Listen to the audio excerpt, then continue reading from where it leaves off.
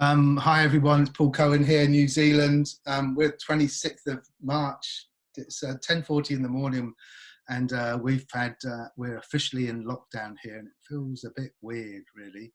And I've started doing last few days doing these Zoom in Touch podcasts where I'm contacting people that I know around the world, friends and colleagues who have a lot of experience with working with people in a massive array of different talents.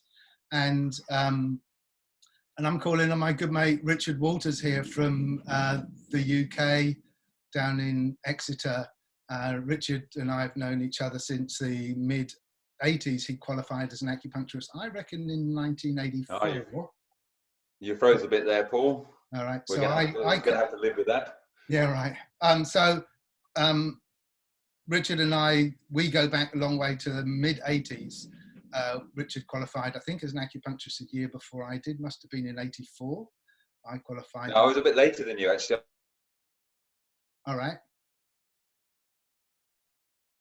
Say that last bit again, because you did. Yeah, I qualified in 1990 as an acupuncturist. All right. Okay. Cool. And then we got together when we started exploring the world of touch and the zero balancing world.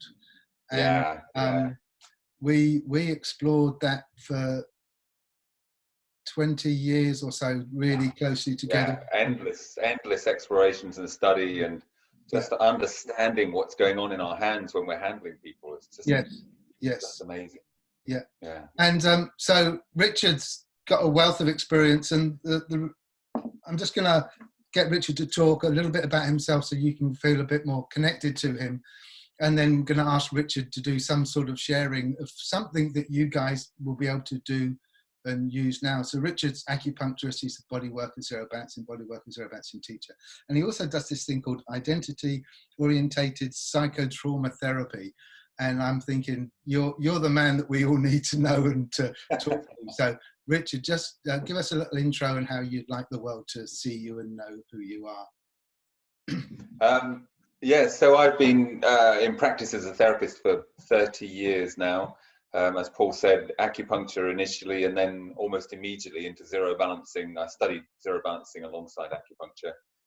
And I love that combination of soft tissue energy work with bone energy work.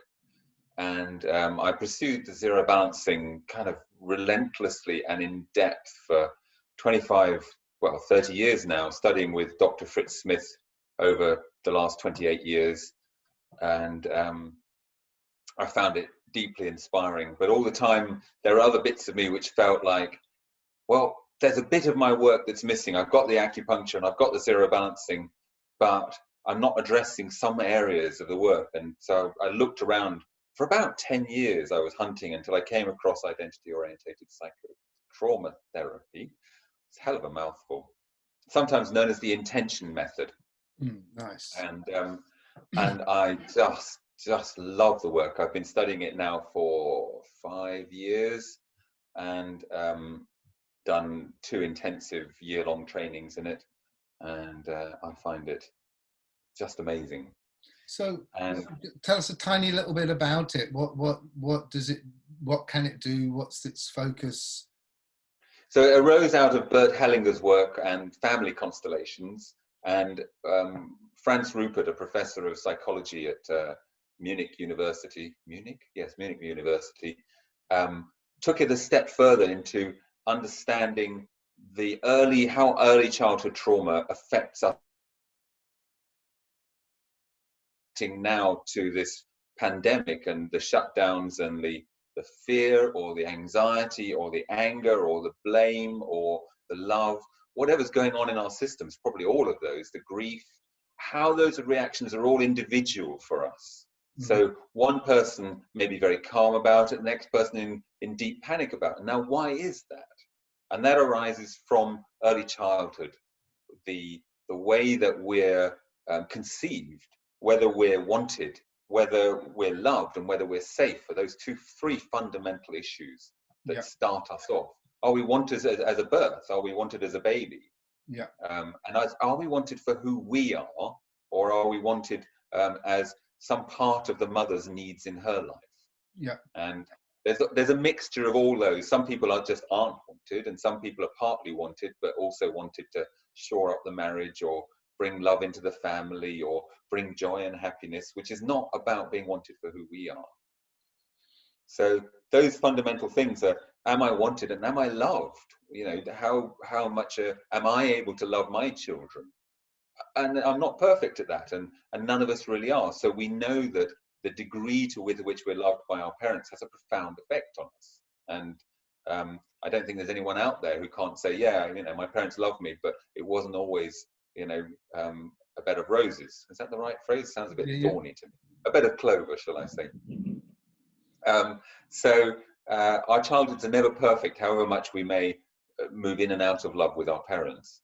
Yes. And so those fundamental early life traumas are what drives us into being how we react now. Yes. Yes. And so our perceptions of the outside world, we know that we have the internal world, and with projection, we project our internal world onto the outside world. So that whole aspect of how we're reacting, and this pandemic is a classic of watching myself and watching my family and watching my colleagues and my clients reacting, is really interesting for me, and really profoundly transformative if we start owning that this is our stuff and they are our reactions, and not necessarily the only way to react to it. Yeah. So basically we're kind of, because of our childhood, because of other experiences we have, that molds the way that we function and relate in the world. And then when you have a trauma, this is my understanding, tell me if I'm right, then you have a trauma or something that is challenging you, then it's your past experiences that sort of really innate who I am as a child that then starts reacting to it rather than having a kind of response to it. Is that right? Yes, and you know, the classic is we have an adult trauma, and how we react to that is not necessarily because of that trauma. We can have a pretty grim event in our adult life, and some people will go smoothly through it, natural grief and natural fear and natural anger, and other people will get really stuck. And so we think of that trauma as being the cause of that problem, but actually it isn't. It's our earlier life which leads us to the inability to cope with adult traumas. Okay. And so the first trauma we have is the trauma of identity. Okay. And as a child, we have to sacrifice our identity in order to please our mother initially. So what we want ceases to be the only thing that matters in our lives, and we have to give in to our mother's wants of who we are and how we behave. So we have the trauma of identity. Yes. And that leads to the trauma of love, because we're not loved for who we are. So these splits in our psyche, the shamans call them shards of our soul that get broken off, and in soul retrieval we go and regain it that way, and in this work we regain it in other ways. But those pieces of ourselves that get split off, and in the worst cases we develop split personalities, which is the obvious way that we know about. I think we've all split personality. I think I'm a split personality. I think I've got a multitude personalities.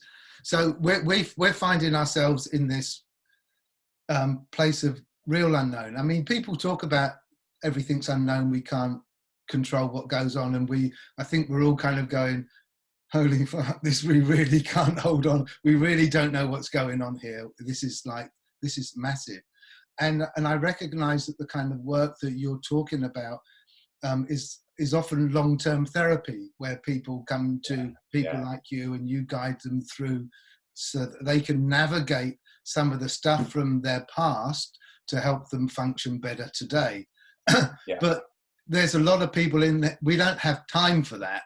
It's like, you know, and is there something that you could offer while we're chatting here that people can actually do that will help support that, but not necessarily, this is not, for me, and people I've spoken to, it's not about doing this kind of stuff, but it's about being here present. How can I be okay with who I am, how I am in this moment, That's it. So anyway, So the first step in this process is understanding what we do as a survival strategy. Yes. So we have a healthy self, we have Yes. a traumatized self, we have a survival self. Yes. So we're bumbling along happily in a healthy self, and then somebody comes along and says a trigger word to us like, that's stupid. Yes. If that's a trigger word for you, you'll be triggered into your traumatized self, Yes. which is an unbearable state, and we immediately go into survival strategy. We either go into tears or we go into anger. Yeah. And so understanding that survival strategy Yeah. is the first step of any of the healings we want to do. And this is the ideal time to be looking at that. Cool. Because if we can self-reflect and go, look at me, I'm like yesterday morning, I was running around crazy, doing things. And I suddenly looked at myself and I thought, I'm running a meditation class in half an hour. And yet here I am running around crazy. What's that about? It's a survival strategy. Do more and more and more to try and avoid the internal fear feeling that I have going on. And so stopping at that point and realizing what you're doing in your survival strategies. Are you surviving? Is your survival strategy anger? Is it grief? Is it fear? Is it running around madly? Is it going to sleep? One of mine's a Yes. friend of mine got really fed up with me years ago because we'd be having a row and I'd start dozing off, which is just not the right thing to be doing in a relationship, is it? So it's understanding where your survival strategies are. Yes. This is the ideal time for really taking hold of them and really understanding and seeing under this immense pressure that a lot of us are under. We can really learn a lot about ourselves. Okay. Give us some tools. I have that strategy more historically of sleeping when things were too much. And my grandson, who you've been hearing going up on this little bike on the deck outside here, he does that when he if he's a bit angry, he either shouts or he just curls himself up and kind of pretends he's not there. So Richard, have you got something? So the short term is to substitute your negative survival strategies with healthier ones. Yes. So if you're eating a lot of chocolate, you might think, oh, okay, that's not good. So every time I want a chocolate, or every time I want a cigarette, or every time I want to watch television relentlessly, or every time I'm on social media relentlessly, you substitute it with something else, which is a healthier survival strategy. Nice. So you go out for a walk, or you do some yoga on Paul's live yoga classes, which he's running at the moment, or you do something creative, something nourishing. So that's the first of the self-help things I'd be really recommending, is recognizing your negative survival strategy, learning to stop it, and substitute something else. Yes. You know, the classic is, if you want to give up smoking, you start eating seeds instead as a habit. Yes. That's your first step in any of these journeys. Yes. Do you think, and I think that's also, I like that. I think it's really good to identify things. But is it the time for us to be giving up smoking if you're a smoker, or is it a time where you go, hey, look, when life's a wee bit easier, then maybe do it? Some people are going to be forced to smoke because they can't go out and buy cigarettes. So maybe this. Well, I would say that life is always like this. There's always an excuse, whether it's I'll give up smoking when, I'll give up alcohol when, I'll give up chocolate when this happens, when I've done that, when I've done this. And I think this is the ideal place to be giving up smoking. For this some is people, the ideal time. For some people, that's cool. Yeah. I do feel that, I think this is the time when we can, under immense pressure, we learn the most about ourselves. Absolutely. Yeah. And, in the whitewater, I had a meditation the other night where I take people on guided journeying, and I ended up going down a huge whitewater raft journey on really crazy rapids. And I kept on looking at the boatman who was in control of the raft, and I was saying, is this okay? He said, yeah, it's great. And when we got to the end, I was back out on the smooth river, and he said, wasn't that fabulous? And that's what always happens with rapids. At the end of the rapids, there's smooth water. Yes. And so that's what we're heading for. And if we can trust, that's what we're heading for. And we have to navigate those rapids. So we need to, I remember Fritz Smith, our zero balancing teacher, would say, put the keeling deeper and hold tighter onto the rudder.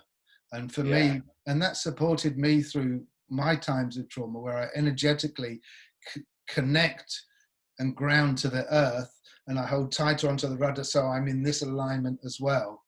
And that's really supported me. So one of the Yeah.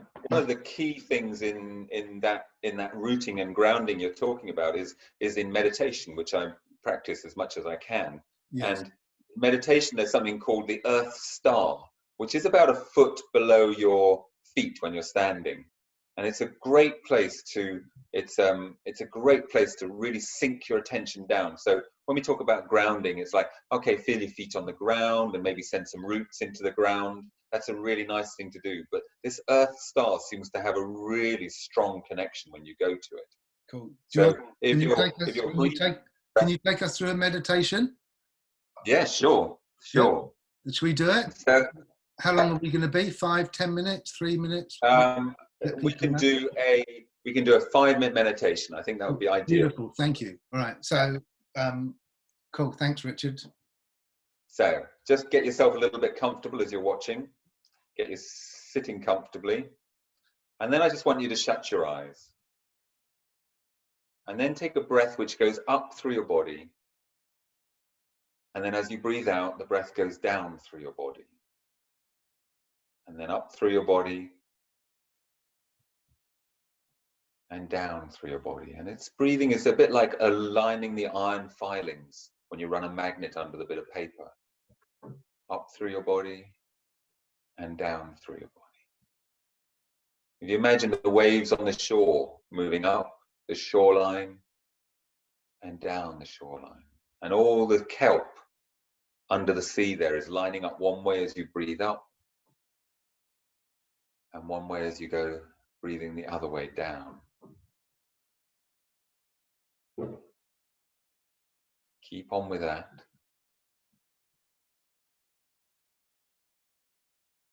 Breathing up through your body,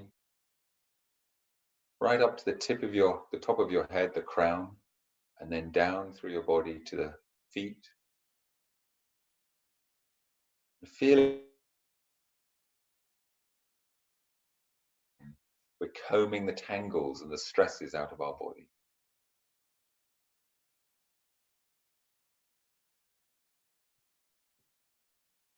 Breathing up with this parallel breath meditation and breathing down to your feet.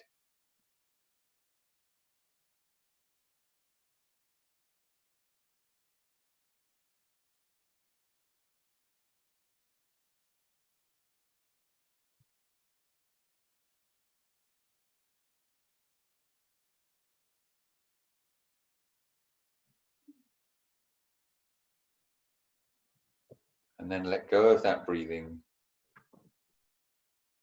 and let your attention sink down to a place of about a foot, 2 foot below your feet, to your Earth star. And think of that as a 3-dimensional star.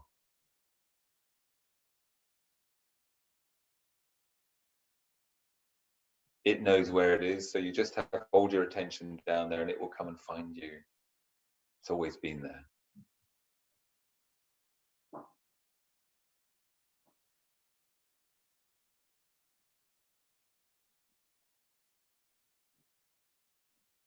Holding your attention on your Earth star, rooting and grounding.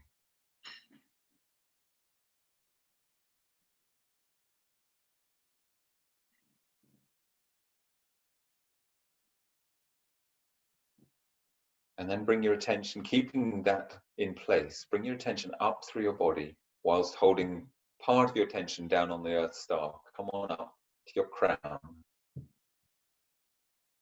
And about an arm's length above your head, you come to your soul star and connect to that.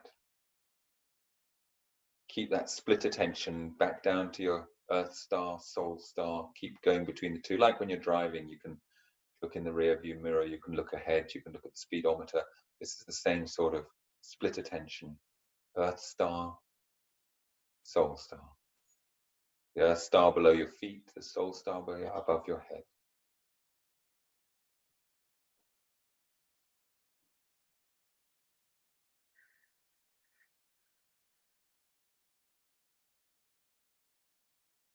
And then just let go of all imagery and let go of all of that and just be in your body with yourself for a moment.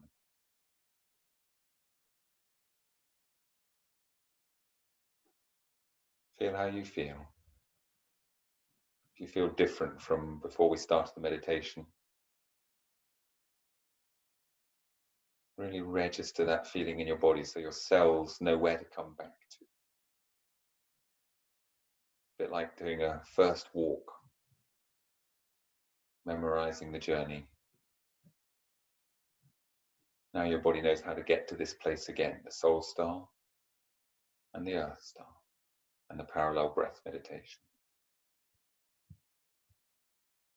And then come back and open your eyes. Thanks, Richard. That's so cool. It's so quick, isn't it? You know, So what quick. we were in there 5 minutes and everything's changed.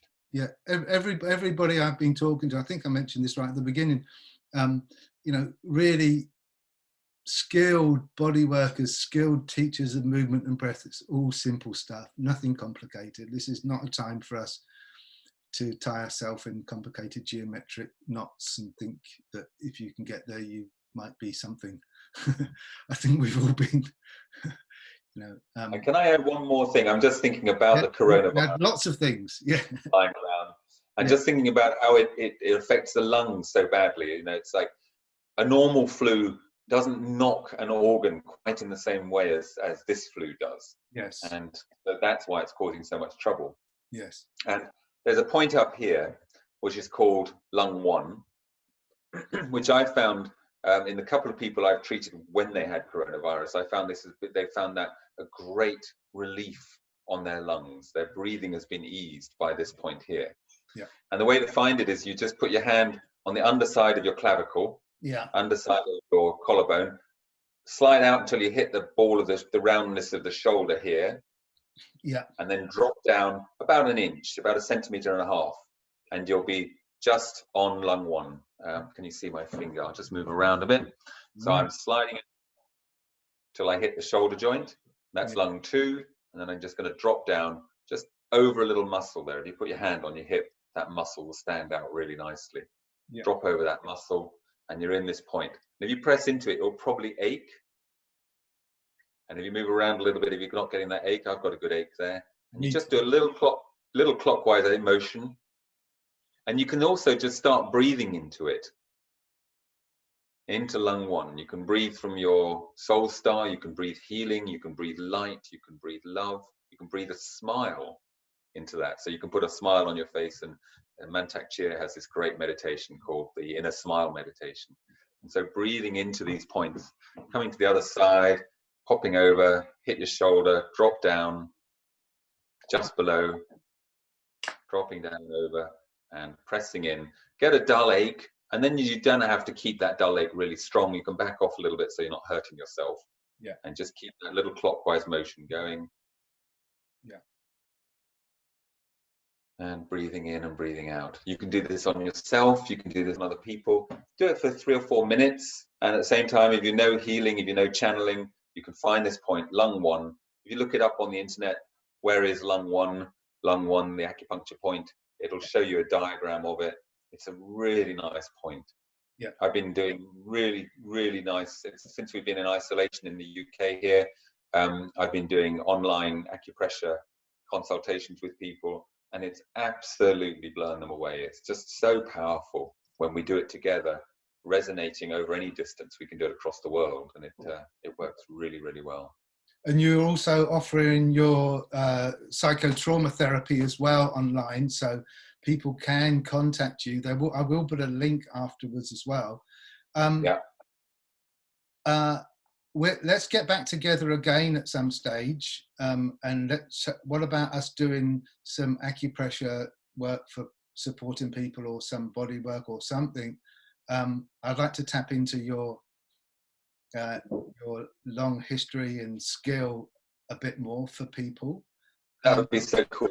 There's so many places you can work, you know, for shoulders, for necks, for, you know, for the upper body. There's so much you can do that you can do on your partner at home, and you can have somebody else do on you. And it's so lovely work, such lovely work. Yeah. And anything else you want to offer before we wind up today's little get together? I think it's just that reminder that I've been talking about the whole time, which is like, come back into yourself to ask the question of yourself, rather than what's going on out there that's scaring you. It's a distraction from what's scaring you in here. Yes. Where the greatest phobia we have is the phobia of our own trauma. Yes, probably. Yes, I think so. Yeah. Yeah. It's, you know, one of the things that just keeps coming up in my head is like when we're talking about that, and if I'm on my own, it's kind of easy, but it gets harder when I'm around the people that are challenging me and bringing that stuff up. And that if I'm confined in a small place with someone that I've had challenges with, or I'm feeling those challenges coming up, it then becomes a slightly different dynamic, because we have to be in relationship, and if we can both work together around that. Do you want to say how we can do you understand what I'm saying? Because it's like, yeah, because if we're both in our healthy self, then we're getting on really well and everything's really happy. As soon as we're triggered, one person goes into their survival self, the other person goes into their survival self generally, because they'll say something sharp back, and then this one goes into sharpness, and we're kind of beginning to lose it now. yes. And one of the best ways is, I remember doing years ago a really lovely workshop with Fritz Smith and his wife Amina Rahim, and we did the energetics of relationship, which I know Paul also remembers, I should imagine. In Bristol, I do remember. Bristol, yeah, 20 odd years ago, 25 years ago. And when my wife and I got together for the first time, she moved over from Denmark, and we went from seeing each other about 3 times a year to living together. There was no interim, and so we were right at it in each other's faces, as it were. The exercise he gave was take a kitchen timer, and you set the kitchen timer for 4 minutes, and only one person can speak in that time. So it's my turn to speak. You cannot interrupt, Paul. You cannot say a thing. You just have to listen. When the timer goes off, you finish the end of your sentence, and you have to stop talking, and then Paul starts talking, and only he can talk, and I have to listen. And what this teaches us, it teaches us to listen. Yes. But we really stop. We really begin to feel how much we want to interrupt. Yes. Yes. And how much we want to say and explain ourselves. So that little exercise transforms intimate relationships, because you learn to listen in a profound way. And it also helps you calm down and drop out of your survival state. Yeah, awesome. So when we're stuck in, with our partners or whoever it might be, we go, hey, look, I keep getting angry. When I get angry, you do this. Can we come to some agreement when it comes up? Can we kind of just go, hey, pause. You keep being angry. You keep sharing the stuff that's coming up because it's good for you. We don't want you to suppress it. I'm going to listen. And then you kind of stop. And then, so we need to, it is definitely the energetics of relationship. I recently taught a workshop at the New Zealand International Yoga Festival called the Energetics of Relationship and Touch. And it touches on those. I'm going to do that online because I can teach that online. And we do some stuff. And what the normal relationship thing is, one person will be the one who talks, and the other one will be the person who suppresses. Yes. And this gives the other one a chance to not suppress, and therefore it doesn't build up and burst out into aggressive and intense emotions. If you're both working at this together, then it becomes a much, much healthier relationship. Yeah, it kind of has to be together when you are together. You can't go out. You can't run away. You can't run away from yourself. You can't run away from your partner, your kids. It's forcing us to be, I don't know, maybe it's kind of challenging us to be more compassionate and more loving and more accepting, and realizing that we're all in the same boat of working at trying to survive in this world. And that survival, these are really awesome survival tools, Richard. Thank you. I am going to get you. Our whole world is based on this traumatized society where we're rushing around projecting our trauma and destroying our planet. And that is, unless we do this inner work, we're not going to save our external environment. Yeah. So when you're talking and you're sharing your stuff, I'm listening, and then I start to develop some compassion. I'm going, hey, look, Richard's got all this stuff. and I'm not reacting, and it's not me, it's Richard. This is his stuff. Yeah. The problem is, and we've had this in our relationship, we know this, We have, yeah. that I project back on you and you do me, and we've had this thing. We can talk about that another time, maybe. And I'm going, Richard, that's not mine, and Richard's going, yeah, but that stuff of you is not mine either.